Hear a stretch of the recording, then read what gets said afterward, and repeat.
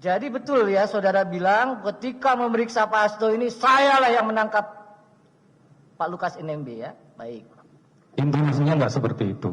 Kita hanya bicara ngobrol-ngobrol kecil saja. Jadi tidak pongah saya yang melakukan ini, enggak.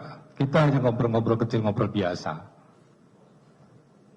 Tapi faktanya benar saudara bilang bahwa sayalah yang menangkap Lukas NMB gitu ya.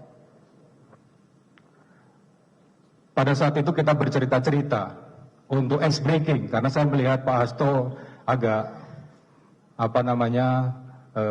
gelisah. Saya tanya benar apa enggak? Iya betul. Nah itu aja. Selanjutnya, apa benar saudara juga menyebutkan ya saya juga telah menangkap Setio Novanto?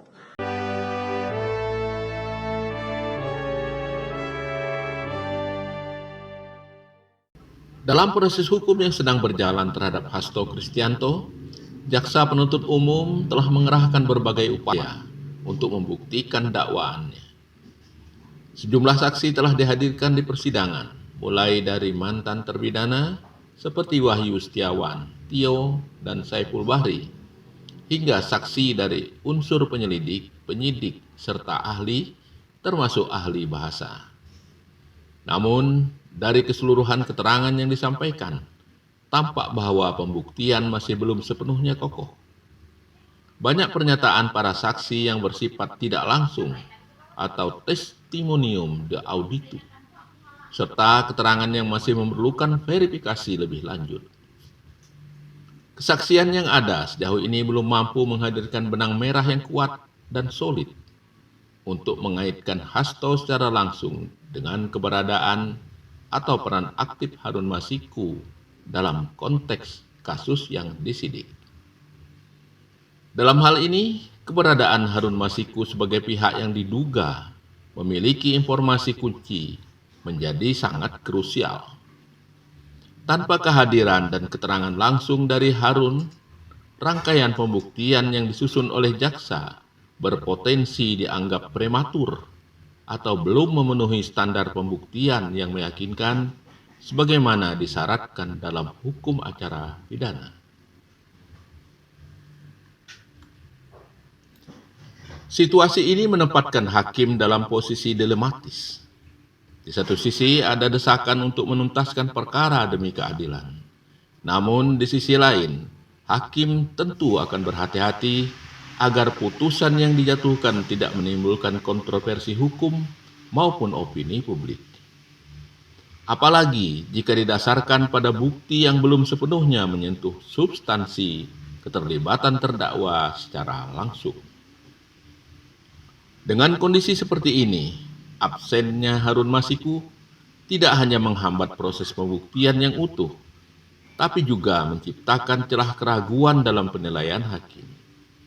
Jika tidak ada alat bukti baru yang lebih kuat dan meyakinkan, bukan tidak mungkin putusan yang diambil nanti akan cenderung konservatif atau bahkan mengarah pada pembebasan, semata-mata demi menjaga akurasi dan integritas hukum. Pemirsa, kita lanjutkan dengan tayangan yang berikut ini. Terima kasih. Ya, saya kira di dalam semua proses di mana kita terlibat dengan penguasa, kalau kita sebagai individu sudah pasti kita berada dalam posisi yang sangat lemah. Oleh karena itu, di dalam sejarah ketatanegaraan dan konstitusi di dunia, kontrol terhadap kekuasaan itulah yang sebenarnya harus digariskan melalui aturan-aturan yang ada, sehingga komponen atau unsur daripada negara hukum itu adalah salah satu ajas legalitas itu, bahwa penguasa itu kalau di sini, kalau ke dalam pemberantasan korupsi, KPK juga harus tunduk kepada semua aturan-aturan itu. Apapun yang terjadi, kekuasaan itu adalah sesuatu yang harus katakanlah diawasi, karena dia adalah bagian di dalam sejarah dunia yang sudah dikatakan ratusan tahun yang lalu, kecenderungannya adalah katakanlah merusak. Korup itu ya tidak harus korupsi, Tetapi korup itu merusak, menyimpang daripada tujuan sebenarnya dari yang ditentukan. Dan itulah yang menjadi kontrol yang harus ada dari apa yang dikatakan unsur ketiga negara hukum tadi, peradilan yang independen dan tidak memihak, itu akan menguji semua proses itu, apakah dia sesuai dengan prinsip negara hukum tentang ajas legalitas, kepatuhan terhadap peraturan hukum dan perundang-undangan. Saya kira ini statement saya. Jadi saudara turun pakai topi, pakai masker. Betul. Ya. Pada saat saudara turun pakai topi, pakai masker, sudah ada surat perintah untuk melakukan penggeledahan badan. Surat perintah penggeledahan badan sudah ada. Sudah ada ya? Surat perintah penggeledahan ada. Saudara tahu nggak saya nanya apa ini? Pada waktu saudara turun, ya, yang terjadi perdebatan, lalu saudara inisiatif sendiri, keluar ke bawah, melihat Kusnadi, ya, pertanyaan saya itu, pada saat saudara punya inisiatif itu, sudah ada belum surat perintah penggeledahan badan? Ada nggak? Surat perintah penggeledahan yang di dalamnya diuraikan badan atau orang. Baik, atas nama siapa? Pada saat itu masih umum. Baik, mohon dicatat majelis, ini inisiatif sendiri, ya, hanya berdasarkan surat perintah penggeledahan badan umum ini. Nah, kalau begitu, ya, sebutkan satu pasal saja dalam KUHP, karena saudara penyidik, makanya saya tanya ini, ya, yang membolehkan surat penggeledahan badan tanpa ada perintah terhadap orang yang dituju. Ada nggak pasalnya? Ya. Karena saudara tadi kan sudah mengatakan bahwa saudara minta izin kepada orang di depan yang menjaga pintu itu untuk sholat. Bukan untuk melakukan penggeledahan. Bukan untuk mencari orang. Kan persoalannya kan di situ. Tidak ada penggeledahan di dalam PTIK, Pak, yang dilakukan oleh petugas. Tetapi mencari orang kan ke situ. Kami menunggu di luar. Setelah kami tunggu-tunggu tidak datang, kemudian kami sekalian sholat. Itu. Tadi saudara sudah menerangkan bahwa dari hasil pemeriksaan, ya, yang dilakukan oleh tim IT, ya, saudara Hasto ini berada di lingkungan PT IKA. Begitu juga saudara Harun Masiku. Ini kan keterangan saudara. Betul. Nah, makanya saya tanya, PT IKA itu adalah lembaga negara. Saudara juga mengatakan tadi saudara pernah sekolah di situ. Betul. Mengapa saudara tidak meminta izin atau memberitahu secara baik, secara resmi kepada pimpinan PT IKA atau orang yang bertanggung jawab pada malam itu di PT IKA? Ya. Kejadiannya itu begitu cepat, Pak. Kejadiannya itu begitu cepat. Saya bukan soal cepat atau lambat. Gini. Sebentar. Saya paham maksudnya. Saya tengahin aja. Gini, saksi.